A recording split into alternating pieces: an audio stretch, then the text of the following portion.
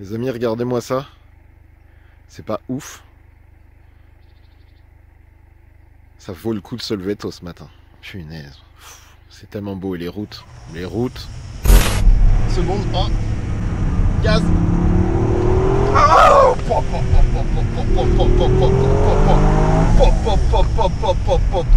Seconde. Gaz. Gaz. Oh là là là là là là là là là là là là là là. Oh là là. Mais c'est un monstre.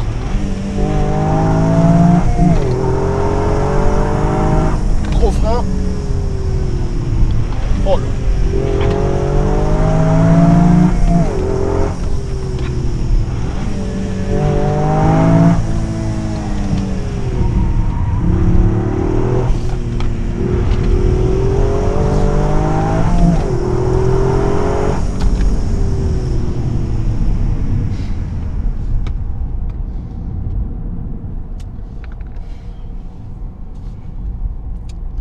Mon ami, aujourd'hui on va essayer la Toyota Yaris GR. C'était qu'un aperçu. J'ai pas les mots. Honnêtement, j'ai pas les mots.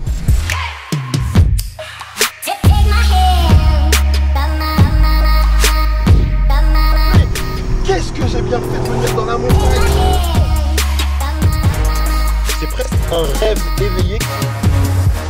Il faut qu'on parle 3 secondes du design parce que honnêtement, cette Yaris GR, qu'est-ce que je la kiffe. Je ne sais pas si elle est parfaite, mais elle a le mérite d'aller tellement à l'inverse de ce qui se fait actuellement que je ne peux que lui donner de l'amour. C'est-à-dire, mets-toi bien dans le contexte. On est en 2020.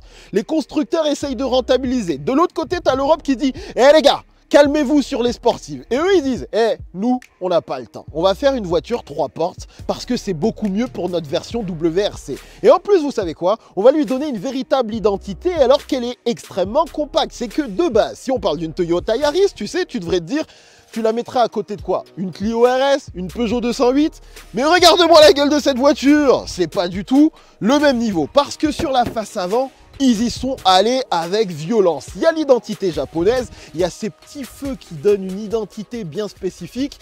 Et en plus de ça, tu vois véritablement sur la face avant qu'il y a l'identité GR et que clairement, elle affirme ses ambitions. C'est-à-dire que ça fait sportif, ça fait énervé. Tu sais que tu n'es pas sur un truc classique, sur une Yaris de base. Elle a pris du muscle, elle est allée à la salle de sport et elle a envoyé de la sauce. On retrouve les seuls éléments qui sont partagés avec la Yaris classique, c'est-à-dire les feux avant, les feux arrière et les rétroviseurs. C'est tout! C'est-à-dire que vraiment, ils sont allés au bout du truc. Ils ont dit, on va prendre la base Yaris, mais on va tellement la transformer pour en faire la voiture de course qu'on veut que tu peux penser peut-être que tu n'aimes pas le style, mais mon gars, cette voiture, c'est de la folie comme projet au cours de cette année. En partie basse, tu as une petite découpe. De ceux qui le disent, elle permet de faire passer l'air au bon endroit. Et puis, tu as ce capot un petit peu musclé qui vient créer un léger épaulement juste au-dessus des feux. C'est des petits éléments que j'aime. On parle aussi des ailes. Comme tu peux le voir, elles sont très bien dessinées. Et alors, à l'arrière, laisse tomber. Et de manière générale, le profil, il déboîte pour un élément qui est tout bête, c'est que, en fait, pour l'aspect aérodynamique, ils ont été obligés de véritablement travailler les portières et même l'aile arrière pour diriger correctement le flux d'air. Et qu'est-ce que ça permet? Tout simplement d'avoir une carrosserie qui est extrêmement dessinée, extrêmement creusée. Ils ont vraiment pensé à tout. Et le pire, c'est que ça donne véritablement du caractère à la voiture parce que du coup, par exemple, si on parle un peu du bas de caisse, il ressort tellement qu'il fait que quand tu montes dans ta voiture, tu as le plaisir de te dire « Putain, mais je pourrais presque avoir un repose-pied, quoi ». C'est des petits détails de design qui font du bien. Ils ont aussi légèrement baissé la hauteur de toit. On perd 45 mm. C'est des petits détails qui vont permettre d'envoyer de manière plus optimale le flux d'air sur le béquet arrière. Alors là, tel qu'il est fait, le béquet est relativement discret, mais ils ont encore une fois pensé à la version WRC. Et là, il faut que tu imagines un béquet qui déconne pas, quoi.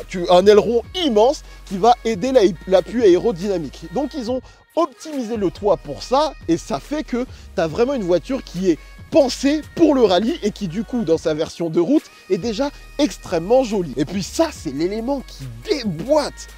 T'as des ailes qui sont mastoc, c'est trop cool. Quand je conduis, je regarde dans mon rétro et que je vois cette petite aile qui ressort, ça tue. Qu'est-ce que c'est beau d'avoir ça sur un véhicule comme ça. Dès que tu regardes le popotin de cette voiture, tu sais que tu as affaire à une voiture de sport. Si tu es un connaisseur, tu n'as pas à chercher bien loin pour comprendre qu'ils ont fait en sorte que la voiture soit bien posée sur ses appuis. Évidemment, on a des voies élargies et ça se remarque. On a un petit diffuseur sympathique. Je crois que d'ailleurs, ils ont pris le temps de travailler les sous-bassements. Tu as une double sortie d'échappement. Et c'est vrai que si on regarde un petit peu, on aurait voulu qu'ils soient un peu plus gros pour éviter, vous savez, ce petit jeu qui les diminue un petit peu. Mais en réalité, ils ne font pas plus de son que ça. Je te ferai écouter.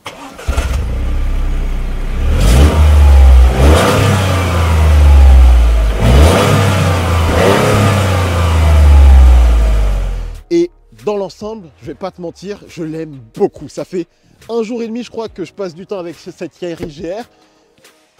C'est vraiment bien fait, ça déboîte. On n'a plus ça aujourd'hui. Vraiment, je crois qu'il faut qu'on prenne le temps d'embrasser ce qui nous est proposé là, parce que c'est peut-être la dernière fois qu'on va avoir une proposition aussi aboutie. C'est pas normal d'envoyer autant de puissance. C'est pas ce que tu es censé avoir dans une voiture. Punaise, je suis même pas sur la version track. Je ne suis même pas sur la version track. Et ça envoie tellement.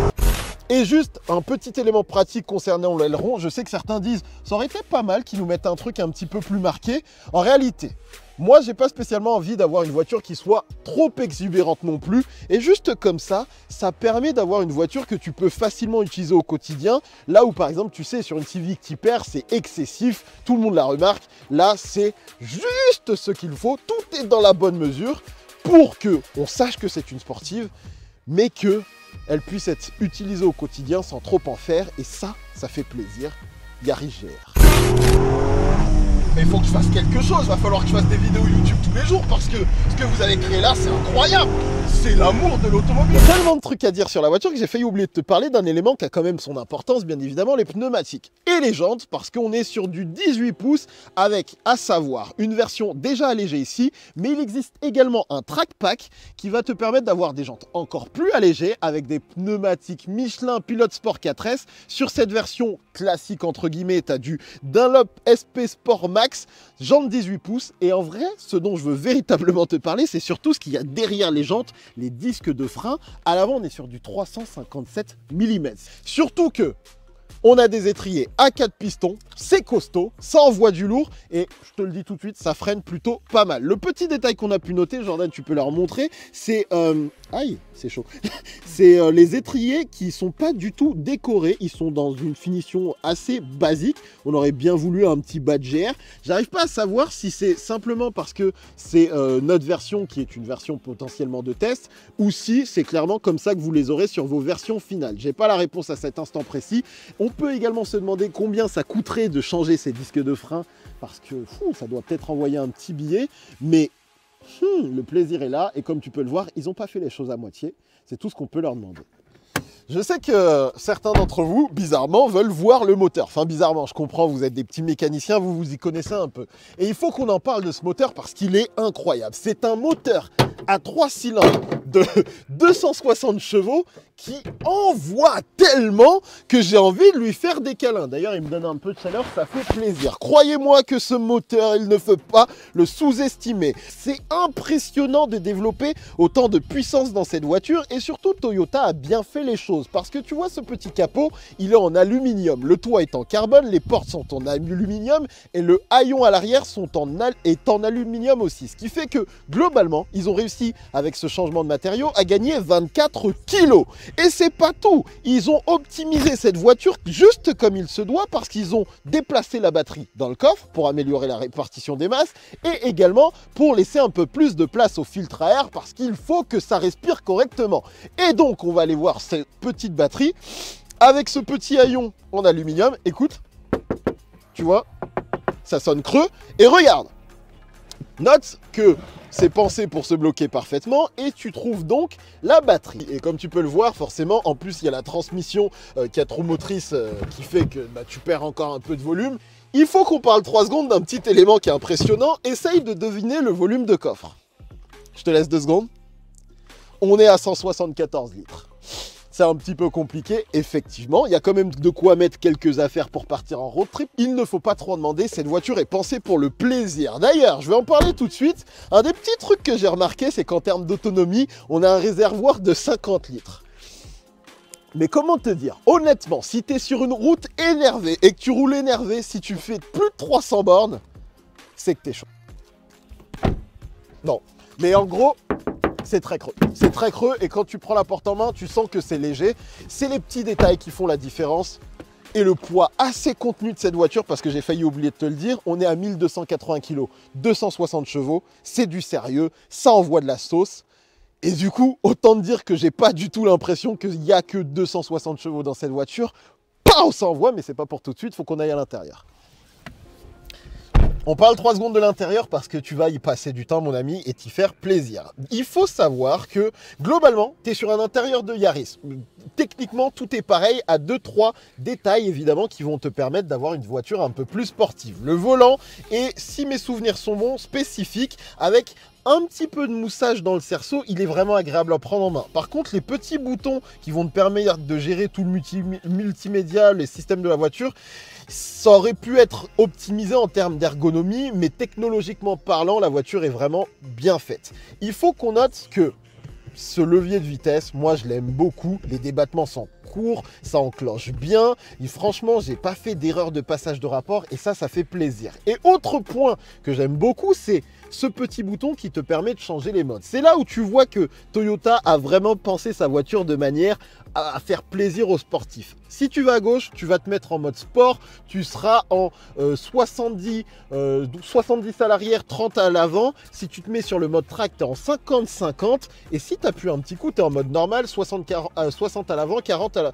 l'arrière. Et en fait, c'est juste que quand tu te rends compte qu'ils ont vraiment pensé chaque côté pour un mode et pas un truc cyclique comme tu as par exemple sur Audi où si tu appuies, tant que tu appuies, tu sais, ça tourne en boucle. Vraiment, tu vois qu'ils savent que tu vas rouler et que tu vas te faire plaisir à dire là, j'ai envie d'en avoir un peu plus à l'avant, un petit peu plus à l'arrière ou repasser en 50-50. C'est simple, c'est direct. Tu choisis ton mode d'un seul coup, ça fait plaisir. On parle aussi un petit peu des baquets. Ils sont agréables, confortables pour les moments où tu vas devoir rouler de manière quotidienne. Je trouve le maintien latéral pas exceptionnel. Et, petit point un petit peu embêtant, la position de conduite est clairement pas parfaite. C'est-à-dire que on est un peu trop haut, il y a un petit système. Et clairement, en fait, je suis obligé de te le montrer parce que ça a son importance. Jordan, je pense, vient de mon côté, je suis obligé de vous en parler. En fait, le truc, c'est que on est dans une sportive, on est dans une 3 portes et du coup, logiquement, pour accéder au siège arrière, il faut que ton siège se rabatte. Le truc, c'est que à chaque fois que tu vas venir remettre le siège, il se bloque ici. Et autant te dire que ça me prend la tête depuis le début parce que ça veut dire qu'à chaque fois, il faut que tu viennes réajuster ton siège. Des deux côtés, c'est la même chose. Et en plus de ça, si on parle un peu de position conduite, honnêtement, j'arrive pas à trouver l'angle parfait. Je suis un peu trop haut alors que dans une voiture pareille, tu voudrais être un peu plus bas, histoire de ressentir le truc dans les hanches. Et même en termes d'angle au niveau du dos, c'est pas le bon truc.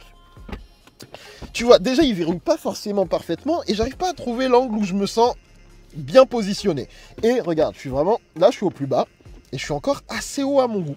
Il y a également un détail qui a son importance. Sur cette version, on a l'affichage tête haute et comme sur la Yaris classique que j'avais eu, eh ben, il est légèrement flou et c'est un peu étrange. Et je crois que je vous ferai une vidéo où je vous noterai tous les détails qui m'ont embêté sur la voiture, comme par exemple le fait que cet accoudoir fait mal au coude comme pas possible, c'est dur. Il y a plein de petits détails qui font que tout n'est pas parfait.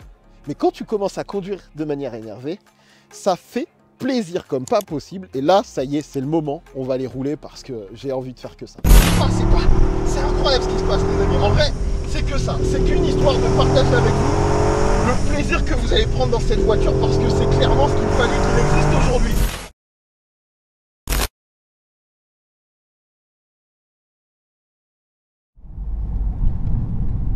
J'ai pas les mots. Honnêtement, j'ai pas les mots.